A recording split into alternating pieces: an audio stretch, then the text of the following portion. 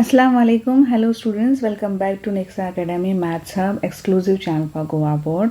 So after a very long time welcome back and आज हम देखेंगे लेवल 2 का मॉडल क्वेश्चन पेपर के कुछ, क्योंकि मैंने एक ही वीडियो अपलोड की है उनके लिए, सो उनके आगे ही क्वेश्चन आज देखेंगे हम, question number 17 to question number 28। बाकी लेवल 1 के लिए already question number 17 to question number 29 upload हो चुका है एंड उसके लिंक जो है बाकी सबके डिस्क्रिप्शन बॉक्स में है, जाके चेक कीजिए। सो ये मॉडल क्वेश्चन पेपर हम ख़त्म करेंगे जितना जल्दी हो सके and then in Feb we will start with our revision process, that is हम जो कि है MCQs 2 marks 3 marks 4 marks for both level 1 and level 2। So let's begin the very first question. Find the zeros of the quadratic polynomial x square minus 9। तो zeros कैसे निकालते हैं तो हमें पता है x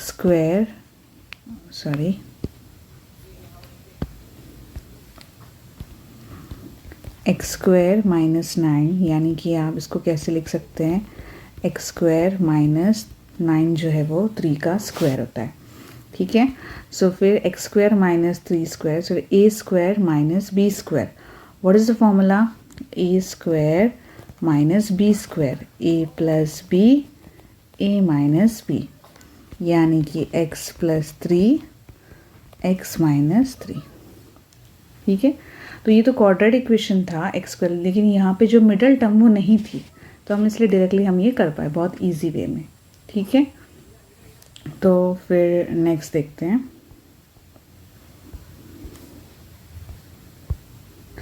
If 3x plus 2y equal to 16 and 2x plus 3y equal to 19, find the value of x plus y. So इस तरह के क्वेश्चंस आ सकते हैं। सो आपको करना कुछ नहीं है, बस आपको देखना है कि आपको फाइंड क्या करना है, x प्लस वाई फाइंड करना है ना। तो अगर आपको plus x plus Y find करना है तो आपको ये इक्वेशंस आप देख सकते हैं, ये देखिए 3 2 2 3 ऑलमोस्ट द सेम, राइट। क्योंकि इसका जो अगर ऐड करेंगे तो 5 मिलेगा, ये भी 5 मिलेगा और ये एक नंबर मिलेगा जो कि 5 से डिवाइड होगा, ठीक है। सो हमें x प्लस वाई चाहिए तो हम इनको ऐड करेंगे, प्लस चाहिए तो ऐड करेंगे, माइनस चाहिए तो हम सबट्रैक्ट करेंगे, ठीक है। सो इसको कहते हैं 1, इसको कहते हैं 2। एडिंग इक्वेशंस 1 एंड 2 क्या मिलेगा, देखिए 5x plus 5y equal to 35। हमें चाहिए x प्लस 5, मतलब 5 नहीं चाहिए, तो थ्रू आउट जो है 5 से डिवाइड कीजिए। सो x प्लस वाई 5 से डिवाइड होकर क्या आ गया, 5 7 से 35। सो आंसर क्या आ गया, x plus Y equal to 7, ठीक है। तो सब्ट्रैक्शन में आ गया तो सब्ट्रैक्ट कीजिएगा उस वक्त, okay. Next question. In the figure given below, question number 90, in the figure given below, x p y p चला है p यहाँ पे, ठीक है। x p y is an arc of a circle with center O, radius 6 centimeter, x o y angle x o y equal to 40 degree and point p lies on arc x y, यहाँ पर है वो। So find the length of arc, इस arc की आपको length find करनी है and do not substitute for pi की वैल्यू नहीं आपको रखनी है। तो सोल्यूशन हम क्या करेंगे, लेंथ ऑफ एन आर्क का जो फॉर्मूला होता है theta upon 360 into 2 pi R, ठीक है। थीटा कितना है 40 degree, 3 upon 360 into 2 into pi, radius आपका है 6। कैंसिल कीजिए, 4 1 जा 4 9 जा, ठीक है। फिर आप क्या और कैंसिल कर सकते हैं, बिल्कुल, देखिए 3 3 जा 9 3 2 जा। सो फाइनल आंसर 2 2 जा 4 पाई अपॉन 3 सेंटीमीटर। यस, सो ये आपकी ऐसे 2 मार्क्स क्वेश्चंस आपको आ सकते हैं। चलिए नेक्स्ट करते हैं।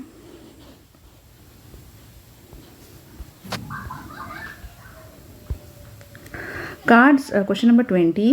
Cards numbered from 1 to 30 are put in a box and mixed thoroughly. A card is drawn at random from the box. Find the probability that the number on the card drawn is a multiple of 3 or 5. ठीक है।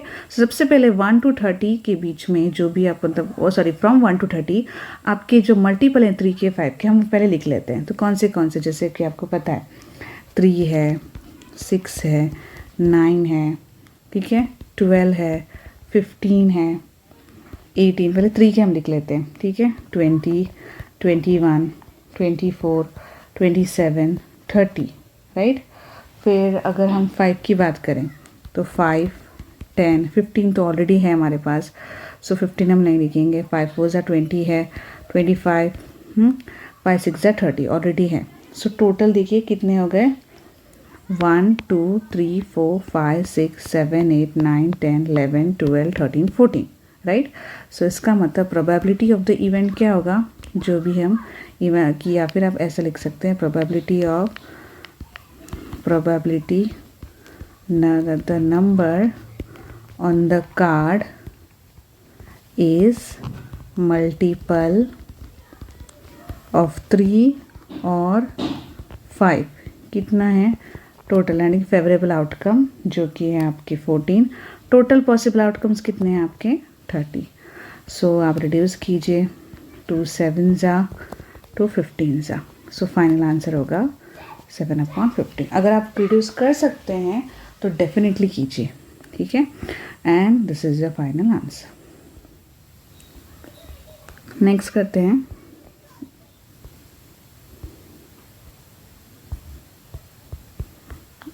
ये 1 marks, okay 2 marks के अभी start हो रहे हैं। Yes, the first one, without actually performing the long division, show that a rational number 23/250 has a terminating decimal expansion.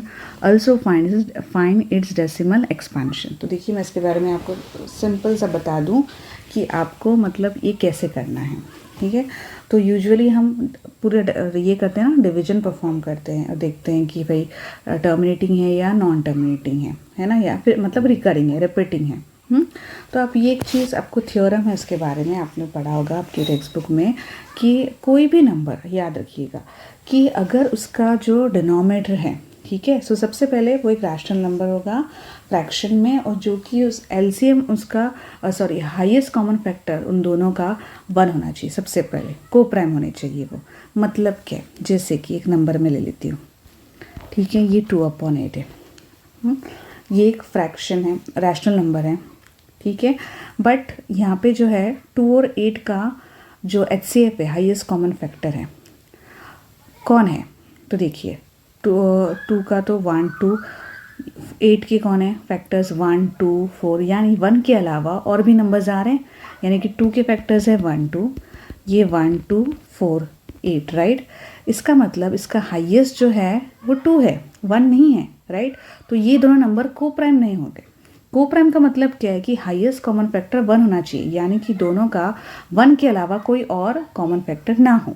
तो सबसे पहले अगर आपके पास ऐसा कोई फ्रैक्शन है तो उसको आप रिड्यूस कर लीजिए, यानी कि उस फ्रैक्शन के न्यूमरेटर डिनोमिनेटर को प्राइम बना दीजिए। अब देखिए 1 और 4 का जो है वो ये हम कहते हैं हाईएस्ट कॉमन फैक्टर 1 है, ठीक है। तो ये को प्राइम हो गए दोनों नंबर्स। अब हम अगर मुझे पता करना है कि इस फ्रैक्शन का जो है वो टर्मिनेटिंग होगा या नॉन टर्मिनेटिंग, तो उसके लिए एक थियरम हमें ये कहता है कि अगर आपके रैशनल नंबर के डिनोमिनेटर, मैं किसकी बात कर रही हूँ, डिनोमिनेटर, ठीक है, अगर आपका डिनोमिनेटर जो है वो कोई इसके मतलब 2 की कोई पावर है, पावर ऑफ 2, ठीक है, कोई 2 का पावर है, और 5 या 5 की पावर में है, 2 की पावर में है, 5 की पावर, या बोथ यानी 2 और 5, तो हमेशा उसका जो डेसिमल एक्सपांशन होगा वो टर्मिनेटिंग होगा। फिर से रिपीट कर रही हूँ मैं, अगर आपके डिनोमिनेटर के जो नंबर है वो पावर ऑफ 2 हो या पावर ऑफ 5 हो, या बोथ 2 और 5 का कॉम्बिनेशन, मतलब 2 × 5 10 हो सकता है, 2 × 5 स्क्वायर 25, जो भी, ठीक है। तो 2 2 2 स्क्वायर × 5, ऐसे भी, मतलब 2 और 5 या सिर्फ 2 या सिर्फ 5, तो उसका जो एक्सपांशन होगा वो हमेशा एक टर्मिनेटिंग होगा। इनके अलावा कोई और हो, यानी कि 2 3 हो या 3 हो या कोई और नंबर हो 2 और 5 के अलावा, ठीक है, या फिर 2 के साथ 3 हो, 5 के साथ 7 हो, ऐसा कुछ हो, तो उसका जो है क्या होगा, नॉन टर्मिनेटिंग होगा। वो टर्मिनेटिंग कभी नहीं आएगा। टर्मिनेटिंग कब आएगा, या तो 2 का 5 का या बोथ, तभी वो टर्मिनेटिंग होगा, वरना नहीं, ठीक है। अब ये तो बहुत इजी है, ये देखिए 1/4 यानी कि ये 2 स्क्वायर है ना, तो ऑब्वियसली इसका जो डेसिमल एक्सपांशन है वो तो टर्मिनेटिंग, आप चाहे तो करके देख सकते हैं। ये देखिए, ये अगर आप मैं डिवाइड करूँ, ये देखिए अगर मैं डिवाइड करूँ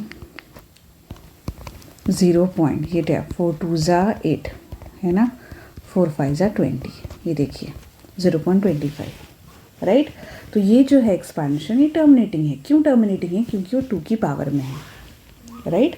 अगर 5 की पावर में है तो भी। हाँ, अब यहाँ पर आप देखिए, अब जैसे कि ये तो बहुत छोटा नंबर था, अगर बड़े नंबर्स आपको ना समझ में आए तो 250, तो आप उनका फैक्टराइजेशन करिए, प्राइम फैक्टराइजेशन निकालिए, ठीक है। तो जैसे कि अब यहाँ पे ये सब आपको नहीं लिखना है एग्जाम में, बस मैं आपको बता रही हूँ। तो देखिए 250 का आपको ये करना है, पावर्स आप निकालिए। तो 250 के प्राइम फैक्टर्स कैसे निकालेंगे? 2 1 ज़ा 2। अब मैं 2 से स्टार्ट क्यों कर रही हूँ? क्योंकि यहाँ पे 0 है। अगर 0 हो एंड में, 2 हो, 4 हो, 6 हो, 8 हो, तो नंबर 2 से डिवाइड ज़रूर होता है, ठीक है। सो 2 1 ज़ा 2, 2 2 ज़ा 4, एक बचा, 2 5 ज़ा 10। अभी 2 से नहीं जाएगा, हम किससे देखेंगे? हम 5 से देखेंगे। 5 2 ज़ा 10, 5 5 ज़ा 25, 5 1 ज़ा 5। इसका मतलब जो नंबर है 23/250 किस तरह से लिख सकते हैं आप? अपॉन क्या? 2 × 5 क्यूब, राइट। इसका मतलब ये जो नंबर है, आप डिनोमिनेटर आप दे सकते हैं, वो 2 और 5 की पावर में है। और मैंने अभी अभी आपसे कहा कि अगर कोई डिनोमिनेटर 2 या 5 हो, 2 की पावर में हो या 5 हो या बोथ, जैसे कि बोथ, तो वो उसका जो एक्सपांशन होगा it will be a terminating decimal expansion. Okay, therefore the given rational number has terminating decimal expansion, ठीक है। अभी फिर से हमें डिवीजन नहीं करना है, उन्होंने कहा है हमसे कि आप जो है उसका डेसिमल एक्सपांशन निकाल लीजिए, तो देखिए उसी का यूज़ करके हम करेंगे। तो अभी कैसा है कि देखिए डिनोमिनेटर अगर 10 की पावर में हो तो सॉल्व करना, मतलब डेसिमल नंबर निकालना बहुत इजी हो जाता है। जैसे कि अगर मान लो 23/10 हो तो आंसर क्या होगा? 2.3। 23/100 हो तो क्या होगा? 0.23। मतलब अगर 10 की पावर में है कोई आपका 100 तो आप डायरेक्टली ही लिख सकते हैं, वरना आपको डिवीजन करना ही पड़ता है। 250 अब देखिए 23/250 आप डायरेक्टली ऐसे तो नहीं ना निकाल सकते, राइट। तो हम क्या करेंगे कि हम जो है ना इस 250 को चेंज करेंगे, कोशिश करेंगे कि हम जो है उसको 1000, अब तो 1000 100 तो होगा नहीं, वो 1000 ही होगा, ठीक है। तो 1000 उस तरह से हम उसको मतलब बनाएं, ठीक है। मतलब उसको ऐसे नंबर से मल्टीप्लाई करें जिससे वो कि एक बन जाए, एक 1000 बन जाए, ठीक है। अब हमें बताइए, तो बहुत ईजी है। देखिए अब ये 23/250, अब मैं इस 250 को क्या मल्टीप्लाई करूँ कि मुझे जो है वो 1000 मिले, ठीक है। अभी 250 या क्योंकि 10 की पावर मिले, 100 तो हो नहीं सकता, 1000 डेफिनेटली हो सकता है। अब देखिए 20 ये 250 यानी कि 2 × 5⁻³ है, राइट। तो इनटू में क्या करूं कि मुझे 100 ये जो है वो मिले। तो अब ये है 125, ये हो गया 2, राइट। तो 25, ये जो 25 दिख रहा है आपको, 25 × 4 जो होता है वो 100 होता है, राइट। और ये 0 अगर मैं 250 मल्टीप्लाई कर दूं तो 1000 हो जाएगा। इसका मतलब मैं अगर 4 से मल्टीप्लाई कर दूं, राइट, न्यूमरेटर डिनोमिनेटर को, तो जो है मेरा हो जाएगा। लेकिन मेरे पास ऑलरेडी 2 है। ये देखिए ये 250 का जो है ना वो ये डिस्ट्रीब्यूशन 2 × 5³ है। तो इसका मतलब 250 में ऐसा क्या डालूं कि जैसे कि मुझे मिल जाए।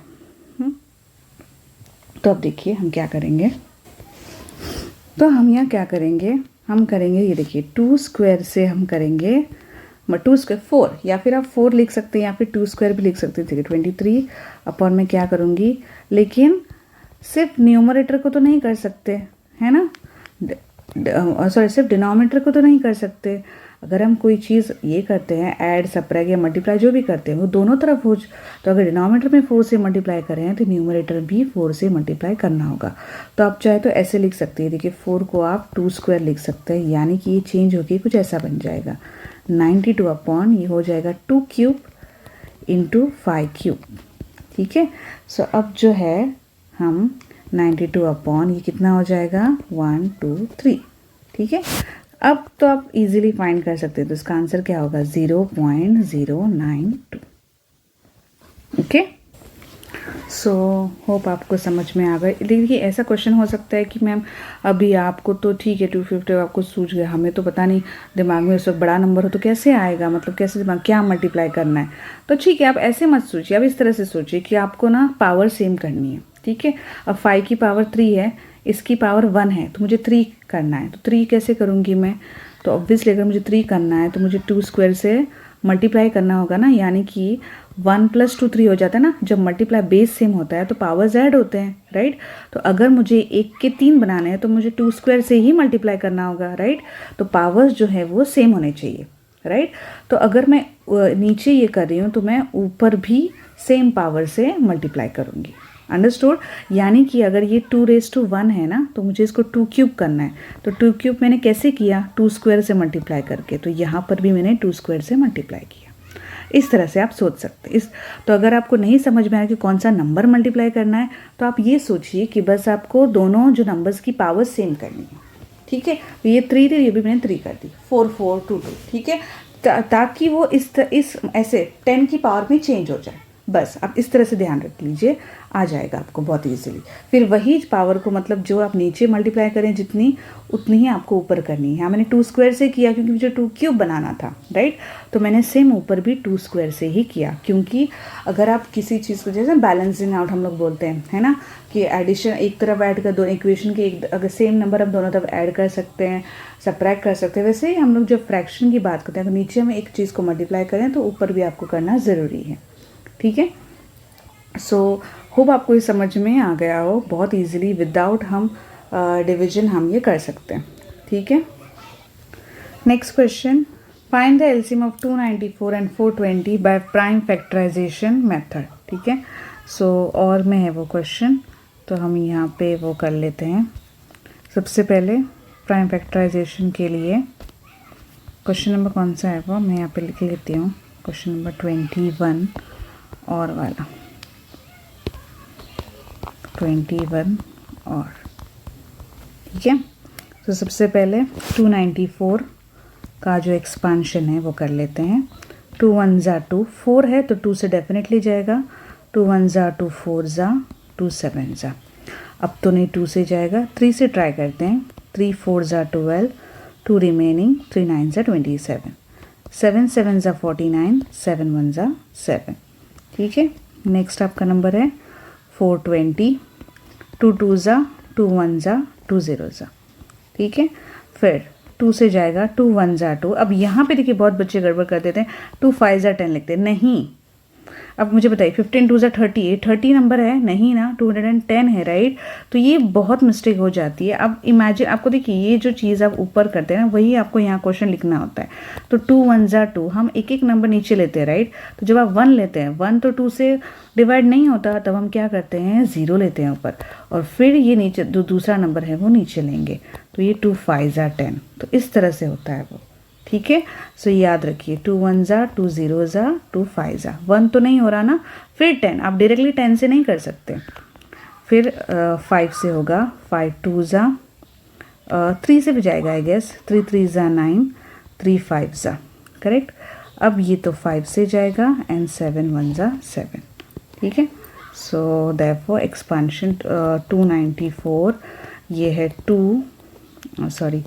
2 इंटू 3 इंटू 7 स्क्वायर, और 420 जो है वो है 2 स्क्वायर इंटू 3 इंटू 5 इंटू 7, ठीक है।